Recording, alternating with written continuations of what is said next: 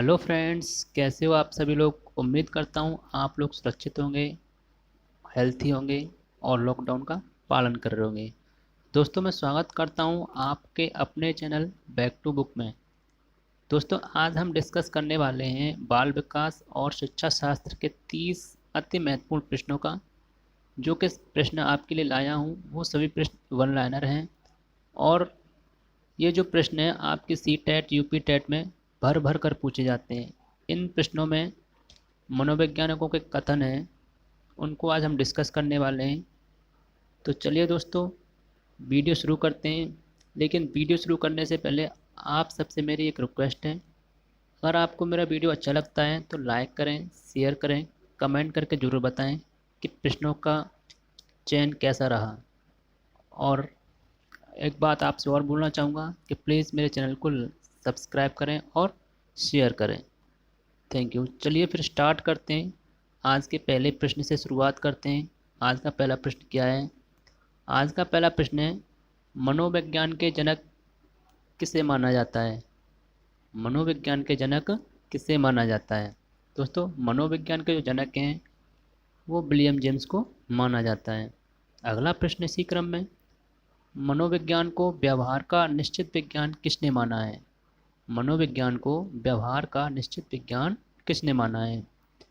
वो माना है वॉटसन ने। दोस्तों, वॉटसन ने मनोविज्ञान को व्यवहार का निश्चित विज्ञान माना है। चलिए दोस्तों, तीसरे प्रश्न पर नजर डालते हैं। तीसरा प्रश्न क्या है।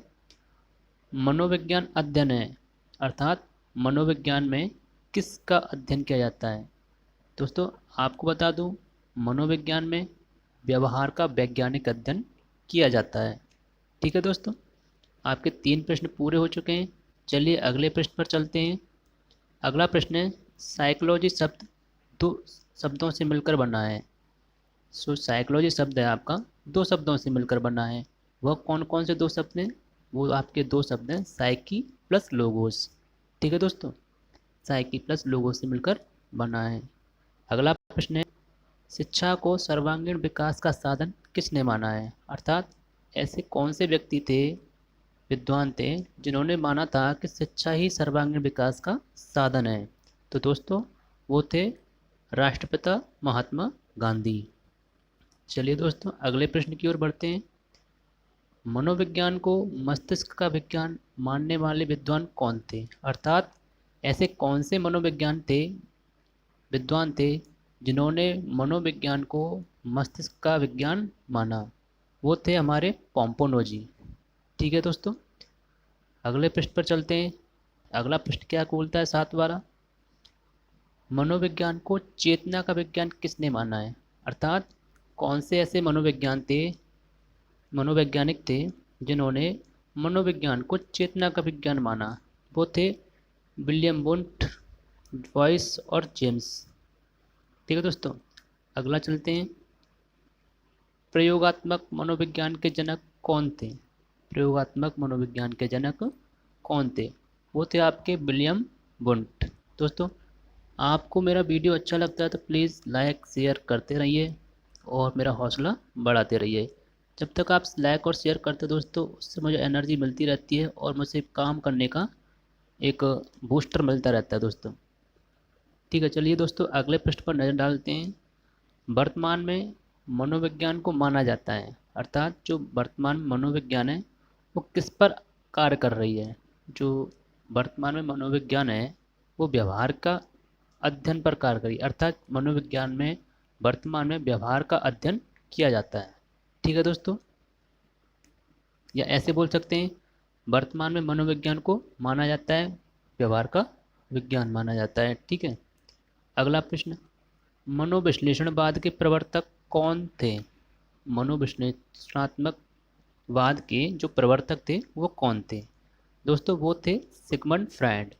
सिगमंड फ्रायड थे। ठीक है दोस्तों, इसमें शॉर्ट नाम दे रखा है फ्रायड, लेकिन उनका पूरा नाम था सिगमंड फ्रायड। ठीक है दोस्तों, अगले प्रश्न पर नजर डालते हैं। मानसिक परीक्षण की विधि विकसित करने वाले विद्वान कौन थे। अर्थात उस वैज्ञानिक या उस विद्वान का नाम बताना है जिन्होंने मानसिक परीक्षण की विधि विकसित की थी। वो थे विने, साइमन विने। ठीक है दोस्तों, अगले प्रश्न पर चलते हैं। मनोविज्ञान का शिक्षा के क्षेत्र में योगदान नहीं है। मनोविज्ञान का शिक्षा के क्षेत्र में योगदान नहीं है। किसका योगदान नहीं है? शिक्षा के सैद्धांतिक पथ पर बल। ये आपका मिसप्रिंट हो गया है, बन की जगह हो जाएगा बल। शिक्षा के सैद्धांतिक पथ पर बल का योगदान नहीं है। अगले प्रश्न पर चलते हैं। आधुनिक मनोविज्ञान का संबंध व्यवहार की खोज से है। यह परिभाषा किसकी है?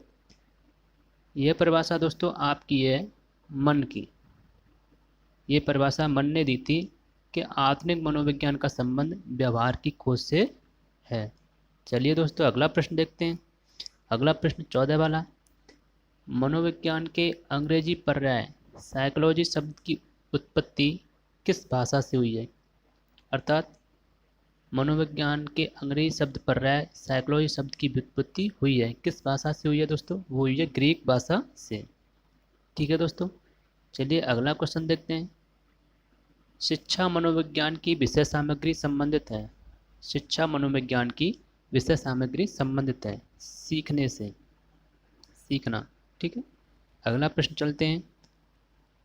मनोविज्ञान को विशुद्ध विज्ञान माना है। अर्थात किस विद्वान ने मनोविज्ञान को विशुद्ध विज्ञान माना है? वो है जेम्स ट्रेवर। चलिए दोस्तों अगले प्रश्न पर नजर डालते हैं। मनोविज्ञान का वैज्ञानिक अध्ययन है। यह कथन किसका है? मनोविज्ञान मन का वैज्ञानिक अध्ययन है। यह कथन किसका है? यह कथन है वैलेंटाइन का। ठीक है दोस्तों ये मेरा पहला वीडियो है साइकोलॉजी से प्रश्नों का। और दोस्तों मैं अभी आपके लिए वन लाइनर क्वेश्चन ही लेके आऊँगा। मैं एक सीरीज लेके आया हूँ दोस्तों आपके लिए। 250 प्रश्न है उसमें, और हम डेली 30 प्रश्न का अध्ययन करेंगे। और जब तक हमारा 30 प्रश्नों का अध्ययन डेली करते जाएंगे और जब तक हमारे 250 प्रश्न पूरे नहीं हो जाएंगे तब तक हम वन लाइनर क्वेश्चन का ही अध्ययन करेंगे। उसके बाद हम मल्टीपल चॉइस का अध्ययन करेंगे। ठीक है दोस्तों, ये साइकोलॉजी की पहली वीडियो है।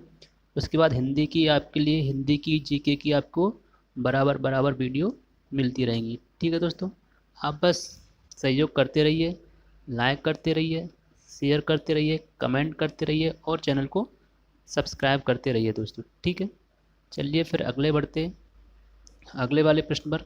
क्या कहता है अगला वाला प्रश्न? 17 तक हो चुके हैं, 18 वाले पर चलते हैं। मनोविज्ञान है, मनोविज्ञान क्या है बताना है। तो मनोविज्ञान है विधायक विनीत। अगला प्रश्न, मनोविज्ञान के अंतर्गत किसका अध्ययन किया जाता है? मनोविज्ञान के अंतर्गत किसका अध्ययन किया जाता है? तो दोस्तों मनोविज्ञान के अंतर्गत मानव, जीव जंतु तथा संसार के अन्य सभी प्राणियों का अध्ययन किया जाता है। अगले प्रश्न पर बढ़ते हैं। व्यवहारवाद का जन्मदाता किसे माना जाता है? किस मनोविज्ञान को व्यवहारवाद का जन्मदाता माना जाता है? वो थे वॉटसन। ठीक है दोस्तों, शिक्षा में मनोवैज्ञानिक आंदोलन का सूत्रपात किसने किया? शिक्षा में मनोवैज्ञानिक आंदोलन का सूत्रपात किसने किया? दोस्तों यहाँ पर फिर से मिसप्रिंट हुआ है, मिसटाइप हो चुका है। सॉरी, मिसप्रिंट नहीं, मिसटाइप हुआ है। रूसो, इसका क्या हो जाएगा? रूसो ने किया था। शिक्षा में मनोवैज्ञानिक आंदोलन का सूत्रपात रूसो ने किया था। चलिए दोस्तों आगे वाले प्रश्न पर बढ़ते हैं। शिक्षा मनोवैज्ञानिक अध्यापकों की तैयारी की आधारशिला है। यह कथन किसका है? आपको बताना है।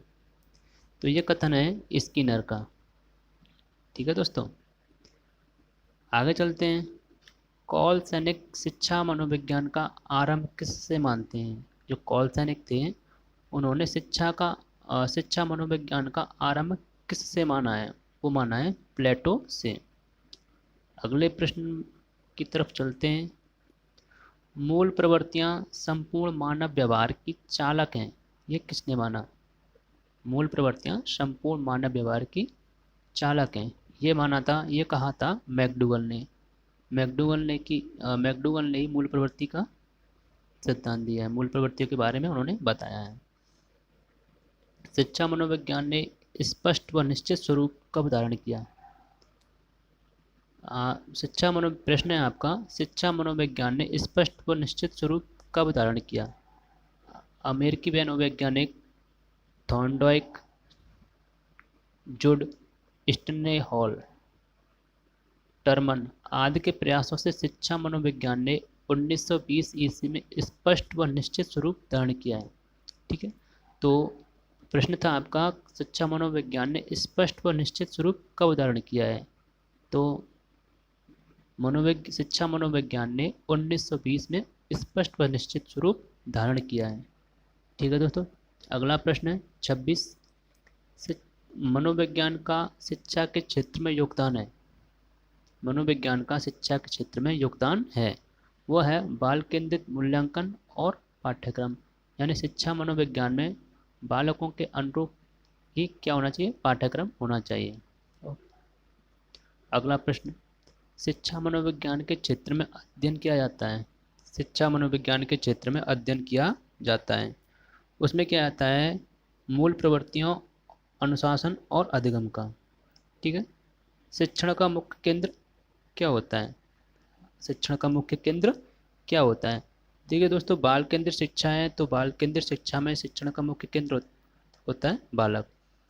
ठीक है दोस्तों, अगला प्रश्न 29 वाला, मनोवैज्ञानिक शिक्षक को अनेक धारणाएं और सिद्धांत प्रदान करके उसकी उन्नति में योग देता है। यह किसने कहा था? यानी मनोवैज्ञानिक शिक्षक को अनेक धारणाएं और सिद्धांत प्रदान करके उसकी उन्नति में योग देता है। यह किसने कहा था? यह कहा था कुपू स्वामी ने। और दोस्तों, ये हमारा अंतिम प्रश्न आने वाला है, चलो उसको भी देख लेते हैं। अंतिम प्रश्न क्या है? शिक्षा मनोविज्ञान की प्रकृति है। शिक्षा मनोविज्ञान की प्रकृति है, वो शिक्षा मनोविज्ञान की दोस्तों जो प्रकृति है वो है एकदम वैज्ञानिक। ठीक है दोस्तों, ये थे टॉप 30 क्वेश्चंस जो कि वन लाइनर थे, और बिल्कुल हूबहू इन्हीं प्रश्नों से संबंधित, बिल्कुल इन्हीं प्रश्नों जैसे प्रश्न आपकी परीक्षा में बार बार पूछे गए हैं और पूछे जाते रहेंगे। तो दोस्तों, आपको वीडियो अच्छा लगा हो तो लाइक करें, शेयर करें और कमेंट करके ज़रूर बताएं कि वीडियो कैसा रहा, मेरा प्रयास कैसा रहा, आप सभी को मेरा वीडियो अच्छा लगा, और इसमें वीडियो में मुझे अपने किन सुधारों की भी ज़रूरत है, किन पॉइंटों के तरीक़ों को देखा जाए जिससे मैं इनमें सुधार करने की कोशिश करूं। ठीक है दोस्तों, मैं आपसे विदा लेता हूं। अगले वीडियो को बहुत जल्दी लेके आऊँगा। ये पहला वीडियो था चाइल्ड साइकोलॉजी का, और आपके लिए कल इसी टाइम तक एक दूसरा वीडियो में कल अपलोड कर दूंगा। ठीक है दोस्तों, तो ख्याल रख लिए अपना और अपने घर वालों का। बाय दोस्तों, नमस्कार।